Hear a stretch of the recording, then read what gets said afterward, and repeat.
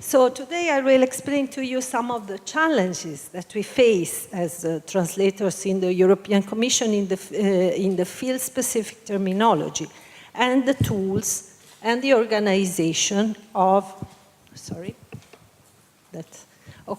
and the organization as far as terminology is concerned. So in my previous presentation, I already mentioned the large range of activities of the Commission and policy areas as the ones of every national government has. Consequently, the tasks of translators pool need to be varied in order to be more efficient. And so every one of us should be able to translate, if needed, any kind of document, but in fact, every one of us has 2 or 3 specializations in some fields, depending on his or her background, on the training received on the ground, and of the specific interests also. And DGT structures mirrors this range of competencies. For example, this is the Italian language department, and it is divided into 2 units, each one having a series of translation portfolios. But how does a translator become competent in a certain area? Only a few of us have a specific background. For example, colleagues with a degree in economics will be probably called on to translate economic affairs documents and so on. But it's not always the case. For example, I haven't a degree in law, but over the years I specialized in the field of justice and home affairs. And my competencies in this field only derive from the experience I gained on the ground and the training received.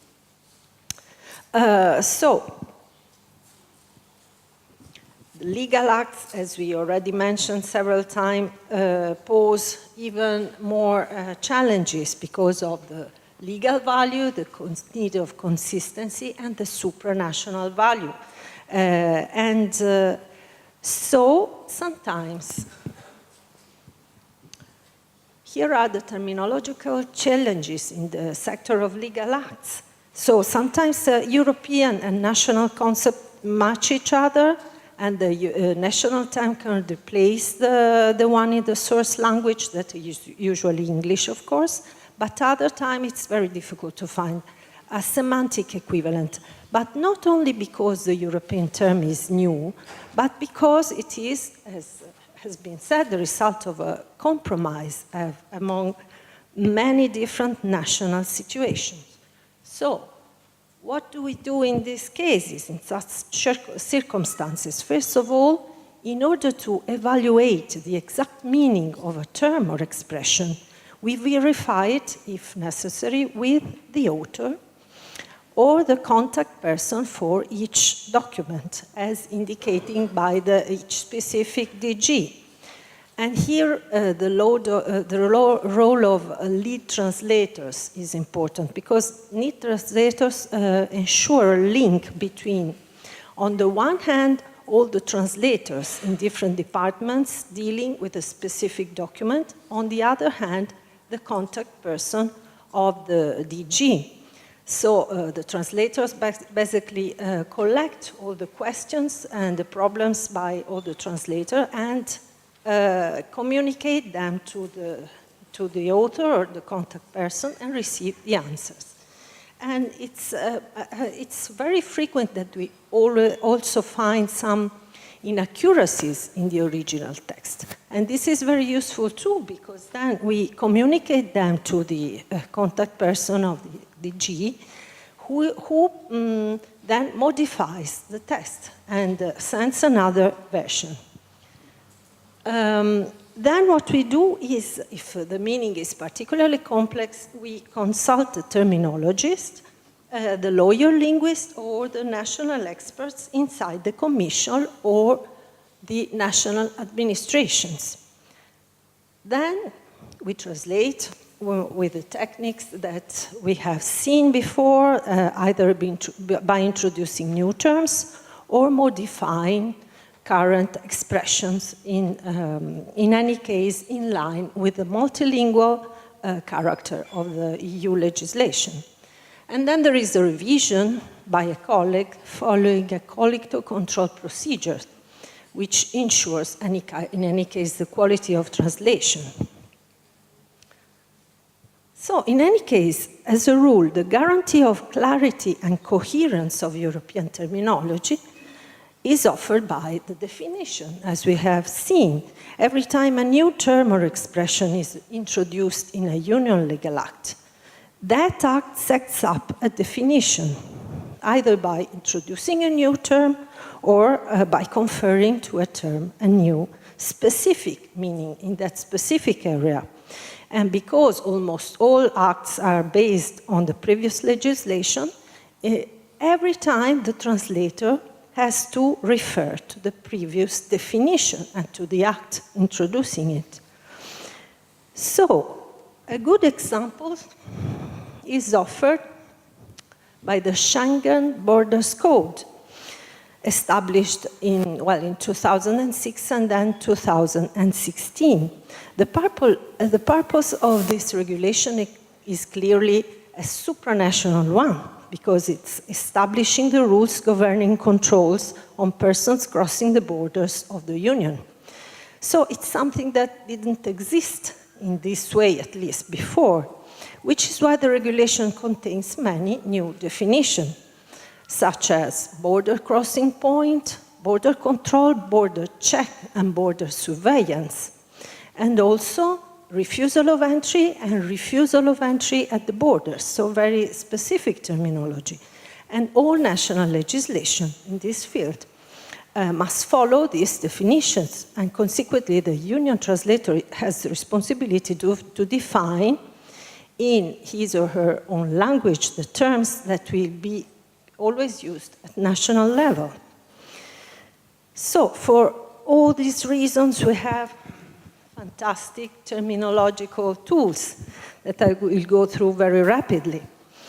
The central tool is, as we have seen, EURLEX, followed by IATE, then the Euramis Concordance, and finally all other dictionaries and glossaries. And all these instruments are accessible to DGT translators in the meta search engine Quest that I covered in the previous presentation. So this approach is very efficient in terms of time and quality of the terminological searches. So I will not spend many words in IATE because all of you know IATE. It's a shared terminology database common to all institutions for consultation, updating, and common management of the terminological data, and covers all sector activities and all official languages of the European Union, plus other languages. And what to say? Maybe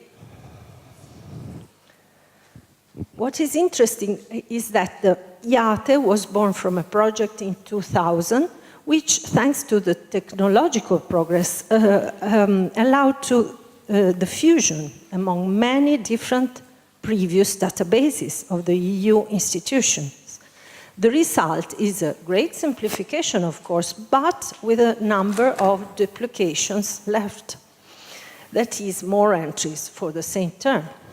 At the moment, that is why, at the moment, IATE is more reliable for the new languages, the languages of the most recent member states, than for the old languages, because the new languages have entries that are not the result of a simple collection of old entries, but are made following the new and more strict criteria, which is why also a new IATE is in course of elaboration, which will save only the best entries and eliminate duplicates. And as you know, there is a public and an internal interface. And the internal interface allows not only to consult, but to modify and extract data. And here is the public interface, which allows only research, but with the possibility to send feedback to the institution terminologists.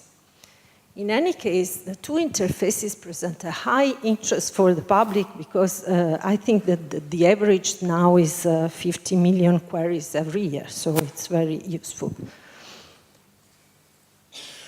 Okay, so IATE allows identifying the reliability of entries. Here is an example of a so-called primary entry classified as very reliable. So a primary entry, so the best ones, should contain all or almost all EU languages, updated and reliable sources, reference materials, and definitions that are coherent in all languages. Okay, so there are preferred and deprecated translations. Why? For example, here we have controlled center. There is this translation in Italian, centro sorvegliato, that is deprecated. Why? Because it has been used in a council document, so it exists. But later on, another translation, centro controllato, has been judged preferable because more consistent with the original sense of the expression, and so now it should be used in future texts. Then we have the terminology resources, of course, the people who work as terminology in the Commission. We have a central terminology and two terminologists in each linguistic departments. And how does terminology work? There is a proactive approach before or during translation. So terminologists can start their searches on the basis of the Commission's work program, which foresees new legal acts in certain policy sectors, and on the basis of information received from the planning unit of DGT, that is the unit managing the relations with other DGs. And they can obtain information by directly contacting colleagues of other DGs about future terminology issues, or receive requests from the translators. That is the most common case, I would say. And then after translation, they extract terms from the translated documents and start all the terminology work. We have also other sources for terminological issues. So, first of all, the colleagues working in the DGs who are experts in the requested fields. So, who are the main experts? Of course, the people who drafted the act. But there are two issues. On one hand, the author can explain the meaning of a term in the original language they used, that is English, but are not necessarily the best source of information for the translation in another language. And then again, every document has more authors, being the result of a deep interaction among different DGs and the inter-service consultations. Then there are national experts who can be the persons who cooperating in the drafting of the text as governmental experts working alongside the national representatives within the council. And in this case, it's the council normally which indicate these people as experts for a specific document or dossier. And there are people who are directly contacted by the translators or the terminologists, either personally or within dedicated networks. So all language departments have set up their own linguistic networks in order to have exchanges and get advice on terminology by national experts. For example, the Italian department has REI, the Rete di Eccellenza dell'Italiano Istituzionale, that was born from an initiative of the Italian department in 2005, with the purpose, of course, of establishing contacts and exchanges with language professionals. First of all, Accademia della Crusca, that is the main Italian institution in these fields, and, of course, many other national experts. And the goal is to improve the use of a clear and coherent institutional Italian. So here are many sectors of activities, and there is also a Yammer platform to accessible to the general public. And then to conclude, I will give you some examples of terminology challenges that we face in our daily work. Even if the most difficult fields from a terminological point of view are the ones who require very technical and scientific competencies like finance, IT, energies, etc. Also in a policy area like justice and home affairs, we often meet terminological issues. I will give you some examples. In 2008, the directive number 115 established the rules governing the legal stay of third country citizens in the EU, defining the terms, for example, of return, removal, entry ban, and so on. So the concept of return became a supranational one because the European rules must prevail over the national ones. And so is the concept of removal, that is the enforcement of the obligation to return. Why is it so important to define this term in this case?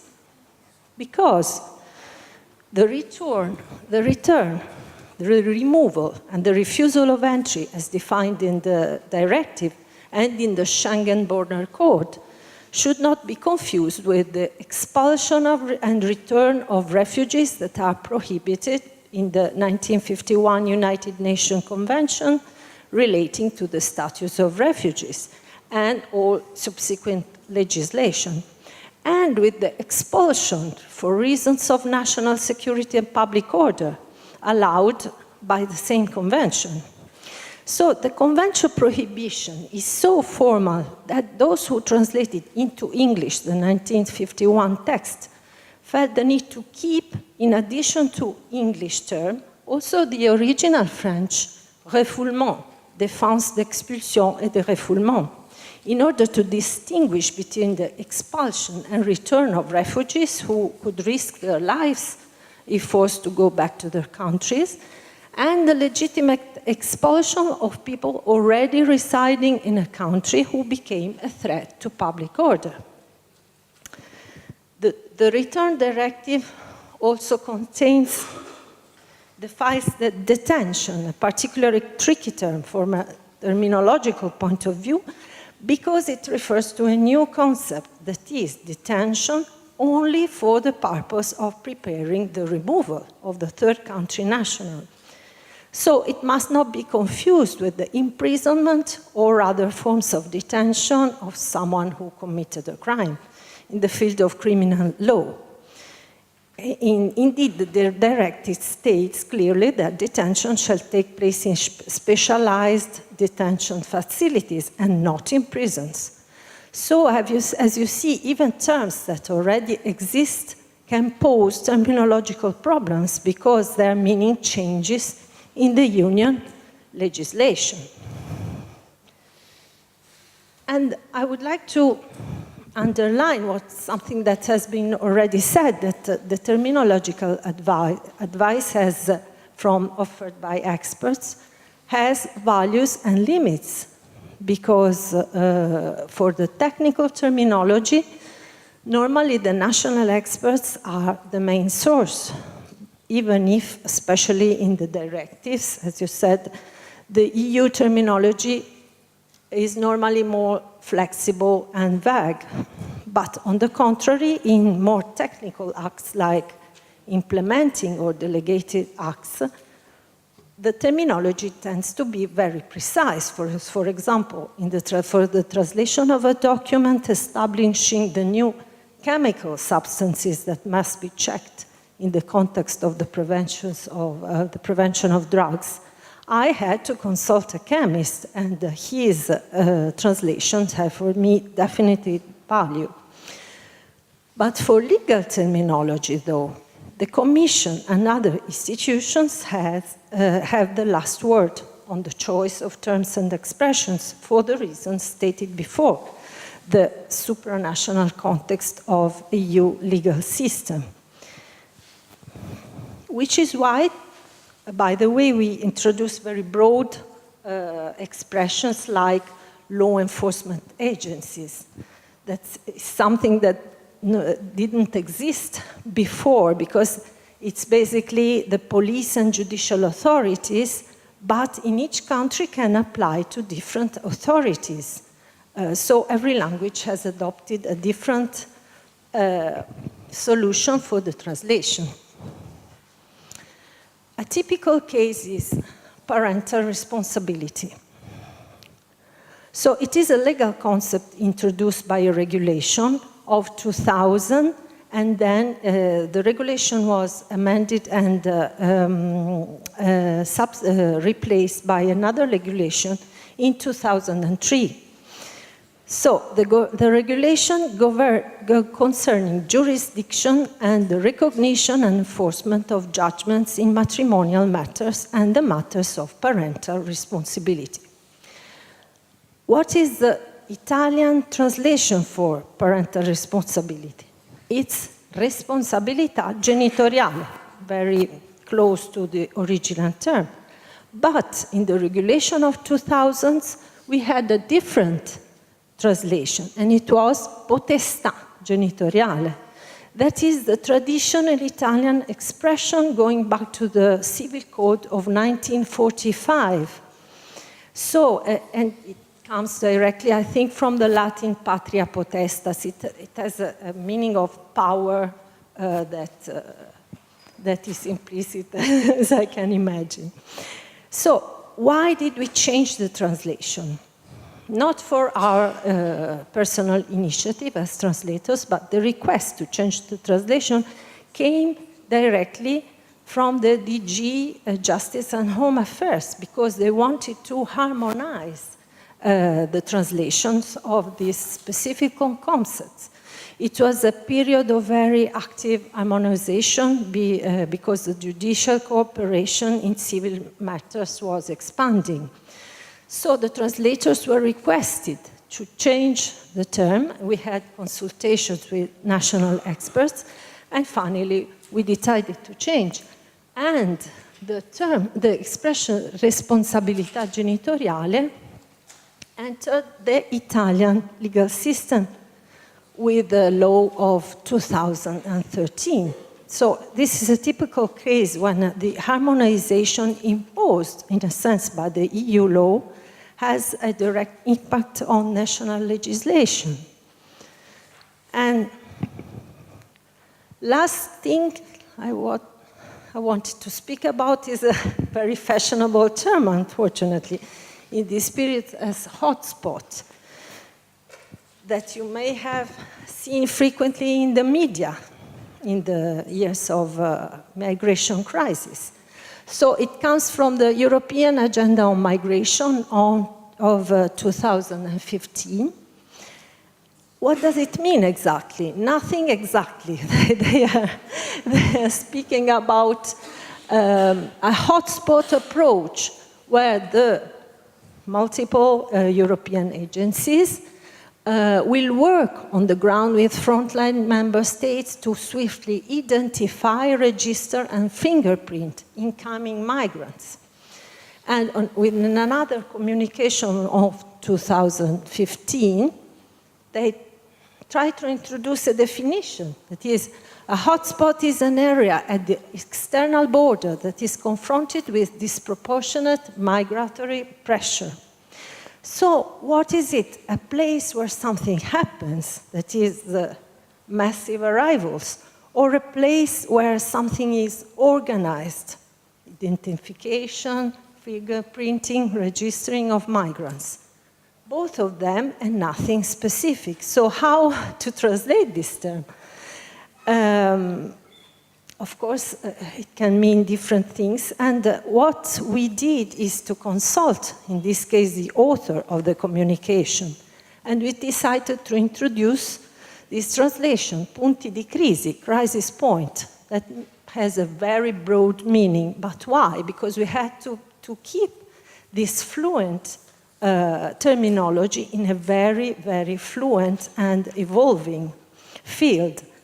And of course, it was a compromise situation, but it also, this expression entered the Italian national legal system with an Italian law of 2017. So that would be all. Thank you very much for your patience.